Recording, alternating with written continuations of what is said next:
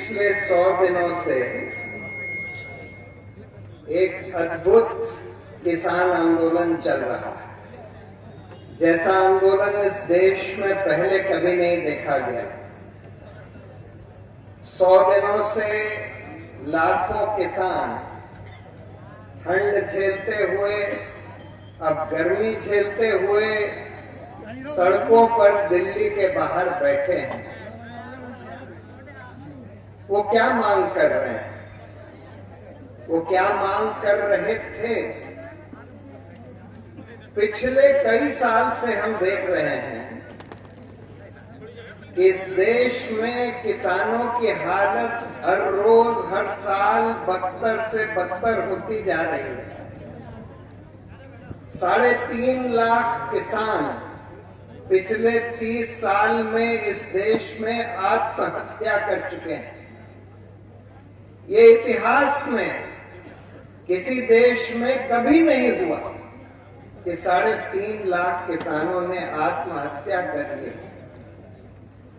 क्योंकि किसानी धीरे धीरे एक घाटे का सौदा हो गया है। और इस वजह से जब सरकार ने एक स्वामीनाथन आयोग बनाया ये देखने के लिए कि किसानों को अपनी फसल के क्या दाम मिलने चाहिए, तो उन्होंने एक रिपोर्ट दी कि एक आयोग जो ये देखता है कि किसान को फसल उगाने में खर्चा कितना होता है, वो तय करे कि खर्चा कितना होता है औसतन, और उसके बाद उस पे 50% बढ़ाकर, जिसको कहते हैं न्यूनतम मूल्य, मिनिमम सपोर्ट प्राइस या एमएसपी, इन सब फसलों पर देने की जरूरत है। यह सरकार के अपने आयोग ने सिफारिश करी और उस सिफारिश को आज करीब 10 साल हो गए। ये सरकार आने से पहले मोदी जी ने बड़े बड़े भाषण दिए, जो आज इस सरकार में जो लोग सत्ता में बैठे हैं उन्होंने भाषण दिए कि हम सत्ता में आएंगे तो हम स्वामीनाथन आयोग को लागू करेंगे, यानी कि हर किसान को एमएसपी यानी न्यूनतम मूल्य हर फसल का दिया जाएगा, उसको कानूनी हक दिया जाएगा। लेकिन सत्ता में आने के बाद वो करने के बजाय ऐसे 3 कानून लाए गए जिसका मकसद बिल्कुल उल्टा है। यानी आज इस देश में कम से कम पंजाब, हरियाणा, कुछ और राज्यों में कम से कम गेहूं और ये धान के ऊपर न्यूनतम मूल्य कई किसानों को अभी भी मिलता है। अब उसको भी खत्म करने के लिए इन्होंने बोला कि हम ऐसा कानून लाएंगे कि कोई भी कंपनी सीधे खुले बाजार में किसान से खरीदे और वहां पर मंडी शुल्क नहीं लगेगा, कोई जरूरत नहीं होगी कि न्यूनतम मूल्य वो दे। और इस कानून के चलते हुए जिन राज्यों में, पंजाब, हरियाणा और कुछ और राज्यों में जहां जहां भी न्यूनतम मूल्य कम से कम गेहूं और धान पर मिलता है, वो भी खत्म हो जाएगा। और साथ में 2 और कानून लाए। एक कानून ये कहता है कि हम बड़ी कंपनियों को ये इजाजत देते हैं कि वो कॉन्ट्रैक्ट पर खेती कर सके। दूसरा कानून ये कहता है कि बड़ी कंपनियों को हम ये इजाजत देते हैं कि वो जितना चाहे फसल को अपने गोदाम में रख ले, कितने भी दिन तक रख ले, उस पर एसेंशियल कमोडिटी एक्ट का कोई पाबंद नहीं लगाया जाएगा।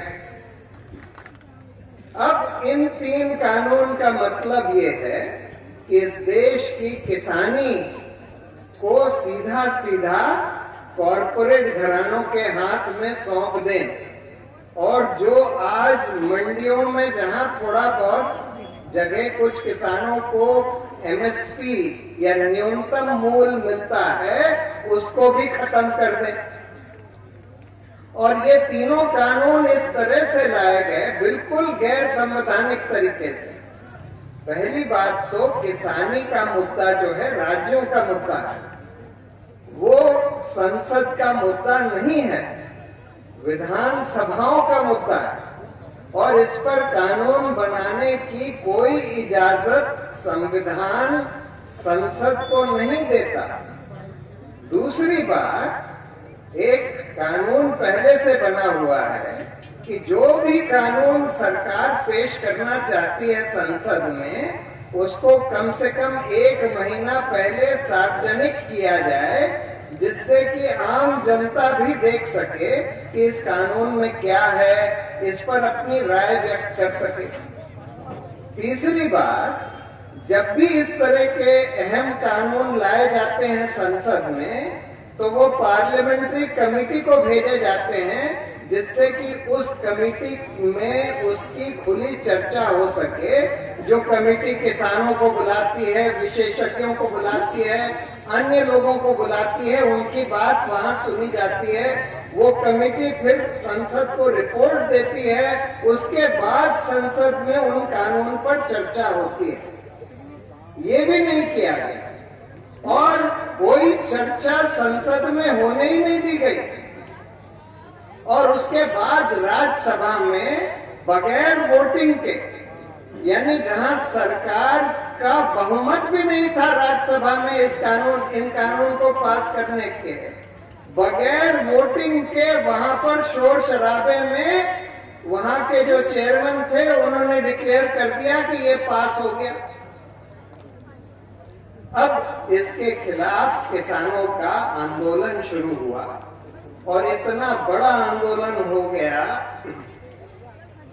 जैसे मैंने बताया कि लाखों किसान, पहले इस देश में क्या कहीं पर भी ऐसा नहीं हुआ कि 100 दिन तक लाखों किसान इतनी मुश्किल में सड़क पर बैठे हों, इसलिए कि भाई ये कानून वापस लीजिए और हमको एक ऐसा कानून बनाइए जिससे कि हमको अपनी फसलों पर न्यूनतम मूल्य, न्यूनतम दर मिल सके। लेकिन सरकार के लिए ये अब मूंछ की लड़ाई हो गई। सरकार को इसकी परवाह नहीं है। ये कानून गैर कानूनी तौर से पास कराया गया, गैर संवैधानिक तरीके से पास कराया गया, कि सरकार के पास बहुमत भी नहीं है राज्यसभा में इस कानून को पास कराने की, कि किसान सारे मिलकर कह रहे हैं कि हमको ये कानून नहीं चाहिए। सरकार कहती है कि हमने तो किसान के हक में बनाया है, लेकिन फिर भी इन कानून को वापस लेने के बजाय सरकार ने दूसरे षड्यंत्र शुरू किए। पहले ये बोलना शुरू किया कि ये जो किसान सड़कों पर बैठे हैं, ये विपक्ष के दलाल हैं। सबसे पहले सरकार ने बोला कि ये विपक्ष के दलाल हैं। वो जब नहीं चला तो फिर कहने लगे, क्योंकि अधिकतर किसान शुरू में पंजाब से थे, सिख थे, तो फिर कहने लगे कि ये लोग तो खालिस्तानी हैं, आतंकवादी हैं, अलगाववादी हैं, गैर राष्ट्रवादी। जब वो भी नहीं चला तो एक और षड्यंत्र रचा गया कि 26 जनवरी को सब किसान के संगठनों ने, ज्यादातर संगठनों ने ऐलान किया कि हम एक ट्रैक्टर रैली दिल्ली के अराउंड निकालना चाहते हैं। उस पर पुलिस के साथ एक सहमति हुई किसान संगठनों की, जिसमें ये कहा गया कि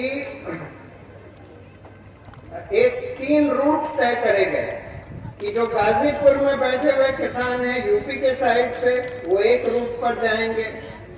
जो सिंगू बॉर्डर पर पंजाब हरियाणा की तरफ से जो किसान बैठे हैं वो एक दूसरे रूट पर जाएंगे, जो टिकरी बॉर्डर पर किसान बैठे हैं वो एक दूसरे रूट पर जाएंगे। लेकिन पुलिस ने सरकार के साथ मिलकर एक षड्यंत्र रचा कि किसानों को जो तय करे हुए रूट थे वहां भेजने के बजाय उनको दिल्ली में भेज दिया, और कुछ लोग जो संयुक्त किसान मोर्चा के अनुशासन के तहत नहीं थे और जिन्होंने ऐलान किया था कि नहीं हम तो रिंग रोड पर जाएंगे, राजपथ पर जाएंगे, उनको खुली छूट दे दी कि वो रिंग रोड पर चले जाएं और लाल किले पर चले जाएं, और वहां से उनको लाल किले के अंदर घुसने के लिए भी खुली छूट दे दी। और फिर वो लोग जो कुछ लोग लाल किले में घुस गए, वहां पर उन्होंने एक झंडा फहरा दिया।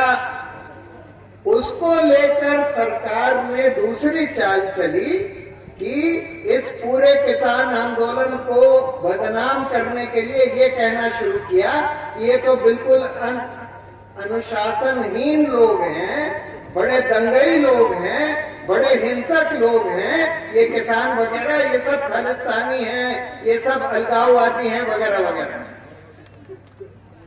जबकि सरकार ने खुद षड्यंत्र के साथ इन किसानों को अपना जो तय करा हुआ रूट था उसके बाहर भेजा, क्योंकि बहुत सारे किसानों को तो ये मालूम ही नहीं था कि क्या रूट है, और उधर के दूसरी तरफ के रूट खोल दिए और जो तय करा हुआ रूट था वो बंद कर दिया। और उसके बाद किसानों को गिरफ्तार करना शुरू किया, मारना पीटना शुरू किया। जो मीडिया वाले जो वहां पर कवर करने के लिए आते थे उनको गिरफ्तार किया, उनको मारा पीटा गया। छोटी छोटी लड़कियों को, नवदीप कौर जो कि किसान मजदूर, उनको गिरफ्तार कर लिया। ये जो लड़की थी दिशा रवि, जिसने सिर्फ ये बोला था कि भाई हमको ये किसान आंदोलन को सपोर्ट करना चाहिए, हमको इससे जाकर जुड़ना चाहिए। ये एक लड़की बंगलौर की एनवायरमेंटल एक्टिविस्ट है, उसको गिरफ्तार कर लिया। और इस तरह से और लोग जो लोग किसानों के समर्थन में उतरे थे, बहुत युवा लोग, उन लोगों को एक एक करके नोटिस देना शुरू किया। और पूरा पुलिस का और पूरे सरकारी तंत्र NIA का इसमें दुरुपयोग किया गया। तो हम ये देख रहे हैं कि इस आंदोलन के दौरान हमको वो सारी चीजें दिखने लगी जो इस सरकार ने पिछले 6 साल में इस देश में करी, यानी कि लोगों के अपने विचार व्यक्त करने के अधिकार पर हमला, मीडिया के ऊपर हमला, न्यायपालिका के ऊपर हमला, इन सारे सरकारी तंत्रों का, पुलिस का दुरुपयोग, सब कुछ दिखने लगा। और ये सब देखने के बाद किसानों ने ये तय किया कि अब हमारी लड़ाई सिर्फ इसके लिए नहीं है कि ये कानून वापस लिए जाएं, अब ये लड़ाई लंबी है, व्यापक है, और ये लड़ाई इस गैर संवैधानिक, हिंसक और असभ्य सत्ता को अपने तख्ते से हटाने के लिए ये लड़ाई है। और ये लड़ाई तब तक नहीं बंद होगी जब तक कि इस देश के किसान इन सत्ताधारी लोगों को जड़ से उखाड़ कर फेंक ना दें। और इसलिए अब ये लड़ाई लंबी है, और इसलिए किसानों ने, किसान के नेताओं ने तय किया है कि हम पहले तो इन 5 राज्यों में जाएंगे जहां चुनाव होने वाले हैं, और वहां पर लोगों को बताएंगे कि किस तरह से इस सरकार ने किसानों के साथ व्यवहार किया है। एक और बहुत अच्छी चीज हुई, जैसे उन्होंने ये सिटीजनशिप अमेंडमेंट एक्ट और NRC के खिलाफ जो आंदोलन खड़ा हुआ उसको बदनाम करने के लिए कोशिश करी सरकार ने, और कुछ हद तक उसमें वो सफल भी हुए कि भाई ये मुसलमान लोग हैं, अलगाववादी लोग हैं वगैरह वगैरह। किसान आंदोलन के खिलाफ भी वो कोशिश करेंगे। ये बोला गया कि ये खालिस्तानी है, ये तो सिर्फ सिख है, ये बड़े अलगाववादी लोग हैं वगैरह वगैरह।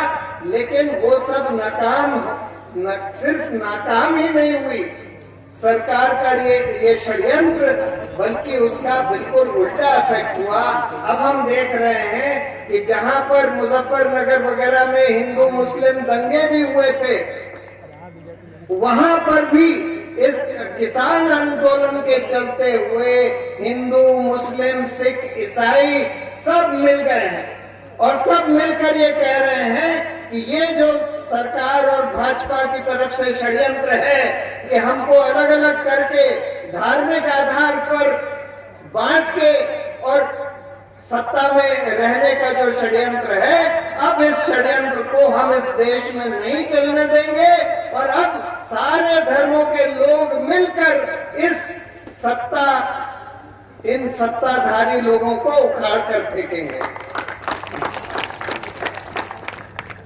तो अब मुझे पूरा यकीन है कि अब जल्दी ही वो दिन आएगा जब कमाने वाला खाएगा, लूटने वाला जाएगा और नया जमाना आएगा। जय हिंद, जय भारत।